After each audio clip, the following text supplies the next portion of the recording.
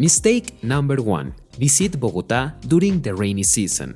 Nah, I'm kidding. The truth is that in Bogota, you never know when it's going to be sunny or when it's going to rain. I've been living in this city over 20 years, so I can tell you with certainty that the best time to visit Bogota is at any time of the year. Mistake number 2. Stay in non-touristy areas. The best hotels in Bogota are located in 3 locations. In Salitre neighborhood, near the airport, you will find one of the most modern hotels in the city, the Grand Hyatt Bogotá. Bogota is congested in traffic most of the time. And if you are like me that don't want to stay 3 hours earlier to your flight, the best option is to stay near to the airport. You can also stay at the historical center of Bogotá. Be careful when going out at night. Well, in most of Latin American countries, you still have to be careful about going out at night. If you don't see many people on the way, it's better to not go out with your phone on the hand. In this area, you will find the GHL Tequendama, one of the most iconic and historical hotels in the city. And last, the best place to stay in Bogotá is near the El Parque La 93, the exclusive neighborhood of Bogotá, on the Salvio 93 Hotel. Near you will find many luxury stores. As the principal tourism attractions is near the historical center, I suggest you to stay here. Also, you can find an apartment in Airbnb. In Bogota, there are many accommodation options for all budgets, so you won't be without a good hotel. Mistake number 3. Move on Transmilenio. Nah, just kidding. You can do it, but be careful with your items, like any public transportation in Latin America. You can also go anywhere with Uber, with Didi, or InDriver. Mistake number 4. Not visiting the city's viewpoints. I don't like showing drone shots because I feel it creates false expectations about the places. This entire video has been shot on my phone. At the end, I will give you some tips to make luxury travel videos. It's important to visit the city's viewpoints wherever you go, preferably in the evening to see the transition to the night. In Bogota, you can go up to the Colpatria Tower. The ticket is $3 and is open Fridays, Saturdays, and Sundays. If you can't go these days, you can access for free to the Spotty Hostel's terrace. In the reception, say that you want to visit the restaurant. Go to Monserrate, walk from the Journalist Park, Parque de los Periodistas, to know the environmental axis.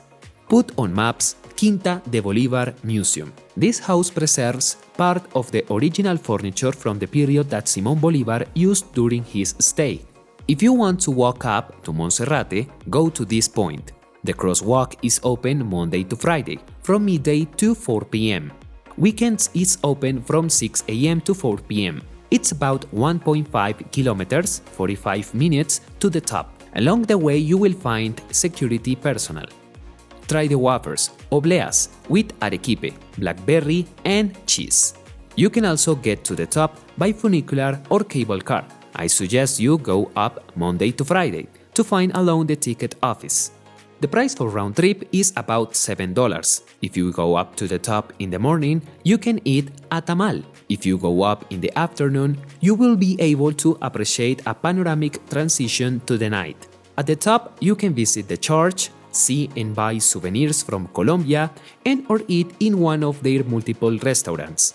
In Bogota, it's important to have internet, to navigate with maps, to get a ride, to manage reservations, or maybe to upload a story. And generally, there are no open Wi-Fi networks. Whether you are traveling to Colombia only or moving around Latin America, I recommend to use an eSIM to have internet. Mistake number 5. Not walk the historical center. A good starting point is El Chorro de Quevedo, a small place where Bogotá was founded. Then walk to El Colegio de San Bartolomé and find La Plaza de Bolívar, where is El Capitolio Nacional, the statue of Simón Bolívar, the liberator of Colombia, La Catedral Primada, the Independence Museum, La Casa del Florero. You can visit for free the Gabriel García Márquez Cultural Center and attend one of literary events, and or to appreciate the architecture. Near you will find the Botero Museum. It opens all days except Tuesdays and you can enter for free. This museum is known for housing a wide collection of works of the famous Colombian artist Fernando Botero, known for his distinctive round and voluptuous style of figures. Then you can walk to Gold Museum, one of the most important museums in the world, dedicated to preservation and exhibition of pre-Columbian gold objects. It opens every day, except Mondays, and the entrance it costs $2. You can enter the Gold Museum restaurant from the midday to test a cocktail, eat something typical like crispy empanadas, and or try some of the modern gastronomy of Colombia. You can't leave Bogotá without trying the coffee of San Alberto right next to the Gold Museum, where is served coffee from Quindío, a famous region in Colombia and the world for its ideal climatic and geographical conditions for the cultivation and high-quality coffee. Then you can walk to the National Museum, a museum that was a prison. It has a national and international collection of history, art, and archaeology. Then you can go up a colorful street called Calle Bonita, with good restaurants, with prices starting at $4. Visit Tequendama Suites. There is a restaurant on the 30th floor with a good view. You can't leave Colombia without visiting one of its marketplaces. In Bogotá you can go to La Plaza de Palo Quemao, where you can try different fruits of the region such as pitaya roja and anon, that has a soft sweet taste, zapote, that has a sweet taste like the curuba, to make juice, my favorite, uchua, with an acid sweet taste, like the mamoncillo, and the maracuyá, and lulo, to make juice. You can see and buy orquídeas, the national flower of Colombia, and try a plate of lechona. At night you can go to La Zona T and visit Andrés Carne de Res, a famous restaurant due to its lively atmosphere, festive decoration, and its extensive menu that offers a variety of Colombian and international dishes. You can also go around the area to dance salsa, reggaeton, or have a drink at BBC, Bogotá Beer Company, and try the traditional beers.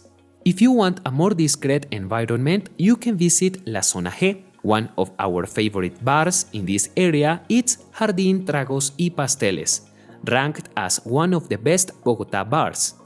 Mistake number 6. Don't try the local cuisine. Don't go to a McDonald's or Subway, what I used to do before, out of fear of testing new things. In Bogotá you can visit La Puerta Falsa. That whole street is full of good, typical restaurants. You can try the typical Bogotá breakfast that includes eggs, arepa, almojábana, achira, and chocolate with melted cheese. I love it. For lunch, you can go to the restaurant El Mejor Ajiaco del Mundo and try the ajiaco santafereño or a bandeja paisa, my favorite typical Colombian dish. Mistake number 7. Not make tourism outside the city. You can take a guided tour around Guatavita Lagoon, a place full of treasures, leading to numerous expeditions in search of the legendary city of El Dorado. It opens from Tuesday to Sunday and it costs $6. Only cash is allowed. Visit the underground Salt Cathedral of Zipaquirá, one of the most outstanding architecture and artistic achievements in Colombia. The ticket is $14. You can get to these places by card, renting it. I've been using this for a long time. I'll leave you the link on the description. Or hiring someone to take you there through Get Your Guide. I use this application frequently. If you want to go further, you can visit Villa de Leyva, a beautiful city with cobblestone. It's only 3 hours from Bogotá. Also, the Tatacoa Desert for stargazing. It's 6 hours from Bogotá. I'll be traveling to these places soon. So if you don't want to miss the road trip, consider subscribing. You can activate the bell. Bonus. Mistake number 8. Pay more for the flights. We can't go through the life giving away our money to the airlines. Buy your next flight through skyscanner.com. This video is not sponsored yet. I have been using this site for a long time and I really love it. You can see the best prices depending of the day. Bonus number 2. Mistake number 9. Not enjoying the moment for wanting to shoot everything and then come home and stress by watching hundreds of long videos. Here is a short guide about anyone can make good videos with their phone. Tip number 1. Don't take shots of more than 7 seconds. Tip number 2. Consider shooting at the morning so there are no many tourists, or in the evening to get a beautiful warm color from the sun. Or if you prefer, you can shoot during the blue hour, that is right after the sun goes down for a more nostalgic look. Tip number 3. Use symmetry. Stand completely in front or completely diagonal to the structures to get a more attractive shot to the eye. Tip number 4.